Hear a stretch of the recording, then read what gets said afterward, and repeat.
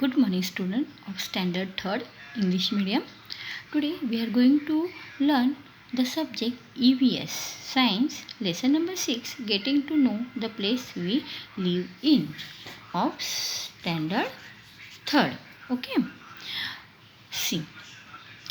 Find the names of town in the word puzzle given below.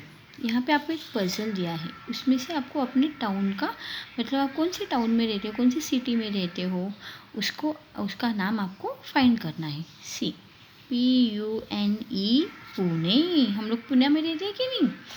Okay. See how does a town form. Town कैसे बनता है, एक city कैसे बनता है, विलेज कैसे बनता है, ये आज हम इस लेसन में सीखने वाले हैं.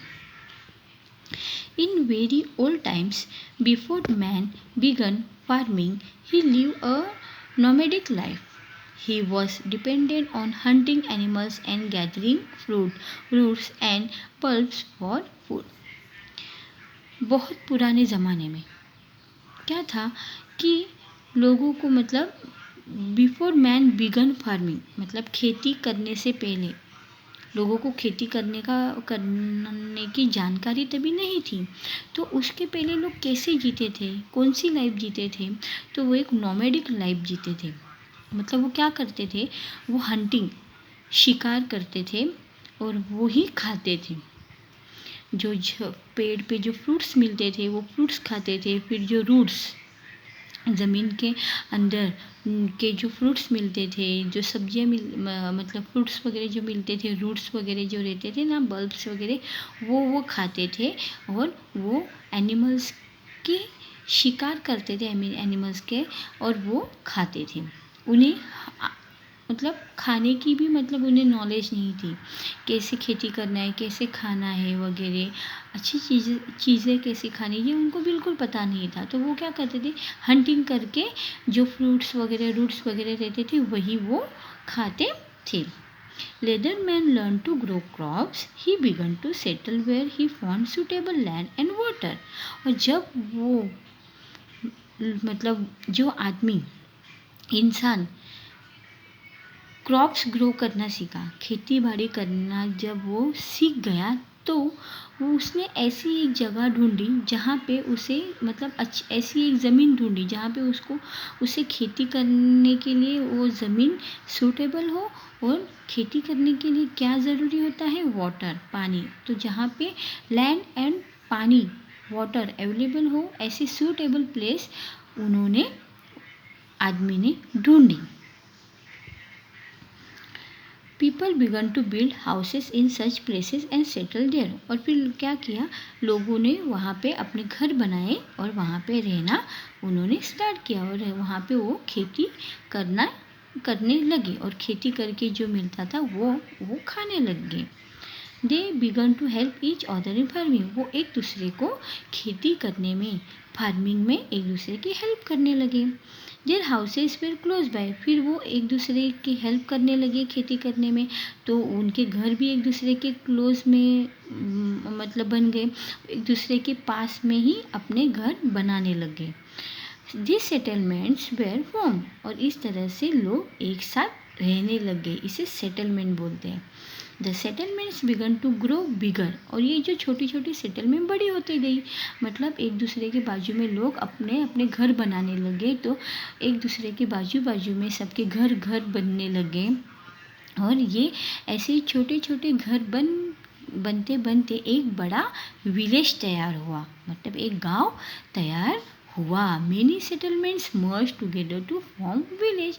और ऐसे छोटे छोटे घर मिलके एक क्या बन गया, विलेज तैयार हुआ, गांव तैयार हुआ. People felt safer living in such settlement. और लोग एकदम सेफ हो गए क्योंकि वो एक दूसरे के बाजू में रहने लगे, तो एक दूसरे को वो ये सेटलमेंट से सेफ समझने लग गए. As farming developed, people had to do different kinds of work. और जैसे फार्मिंग मतलब खेती करना जैसे डेवलप हुआ, लोग खेती करना सीख गए, वैसे ही वो डिफरेंट वर्क्स भी वो करने के लिए सीख गए. One person could not do all of them. एक आदमी सारे वर्क कर सकता था क्या? नहीं, it is not possible. So work was divided between the people. इसलिए क्या हो गया, ये जो वर्क है, जो काम, अलग अलग जो काम है वो एक दूसरे में सारे लोगों में डिवाइड हो गया। For example, making wooden implements, repairing them, weaving cloth, making jewellery and making clay pots. और मतलब क्या, तो लोगों ने काम को कैसे एक दूसरे में क्या कर दिया, डिवाइड कर दिया। जैसे लकड़ियों की चीज़ें बनाना, वुडन इम्प्लीमेंट, लकड़ियों की चीज़ें बनाना, फिर उसको रिपेयर करना, क्लोथ कपड़े बनाना, ज्वेलरी बनाना, मिट्टी के बर्तन बनाना, ये सारे काम सारे लोगों में डिवाइड होते गए। मतलब एक इंसान ये पूरे सब काम कर सकता था नहीं, तो ये काम क्या हो गए, सारे लोगों में डिवाइड हो गए। Thus there were artisans engaged in different occupation, और ये सारे लोगों के अंदर ये डिवाइड होते गया। और इसी तरह से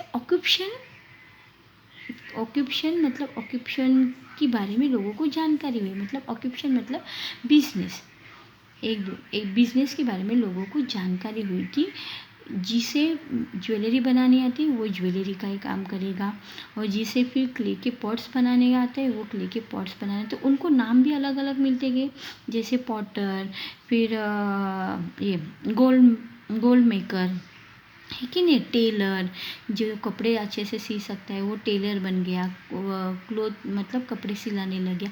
इस तरह से क्या हो गया, ऑक्यूपेशन सारे लोगों में डिफरेंट बढ़ गया। और मतलब लोगों के अपने अपने बिजनेस हो गए, लोग अपने अपने बिजनेस में माहिर हो गए। और इसी तरह से वो अपने बिजनेस के जो वो काम करते थे उस काम से उन लोगों को नाम भी मिलता गया। मतलब जैसे कपड़े सी रहा तो उसे एक टेलर, ऐसे एक वो ऑक्यूपेशन में से उसे एक वो नाम मिल गया। Understood? See which are the different implement needed for farming मतलब खेती करने के लिए कौन से अलग अलग चीज़ों की ज़रूरत होती है, कौन से इम्प्लीमेंट्स की ज़रूरत होती है। जैसे ये देखिए पिक्चर्स में हमें दिख रहा है, ये सारे इम्प्लीमेंट्स, ये सारी जो चीज़ें हैं वो फार्मिंग के लिए लगती है कि नहीं। Collect information about the ancient and modern farming implement. फिर लोगों ने क्या किया कि पुराने ज़माने में किस तरह के इम्प्लीमेंट चीज़ें यूज़ करके फार्मिंग करते थे, खेती करते थे, और मॉडर्न ज़माने में कौन सी चीज़ों के यूज़ करके ये कर रहे हैं, खेती कर रहे हैं। ये सारे लोग मतलब इसकी सारी जानकारी लोग कलेक्ट करने लग गए। विजिट एंड एग्रीकल्चर एग्जीबिशन, जो एग्रीकल्चर के एग्जीबिशन होते थे, एग्रीकल्चर मतलब खेती के बारे में इंफॉर्मेशन देने के लिए जो एग्जीबिशन वगैरह होते थे, वो एग्जीबिशन में लोग जाने लगे खेती के बारे में, और ज़्यादा से ज़्यादा इंफॉर्मेशन वो कलेक्ट करने लगे। और इसी तरह से खेती क्या हो गई, डेवलप होती चली गई। जैसे पुराने ज़माने में लोग क्या करते थे, ऑक्स वगैरह का बुलक का यूज़ करके खेती करते थे, पर अभी के ज़माने में ट्रैक्टर्स वगैरह आ गए हैं कि नहीं, तो लोग ट्रैक्टर वगैरह का यूज़ करके खेती करते हैं, जिससे क्या होता है, टाइम भी सेव होता है और अच्छे से अच्छी खेती होती है। अंडरस्टूड?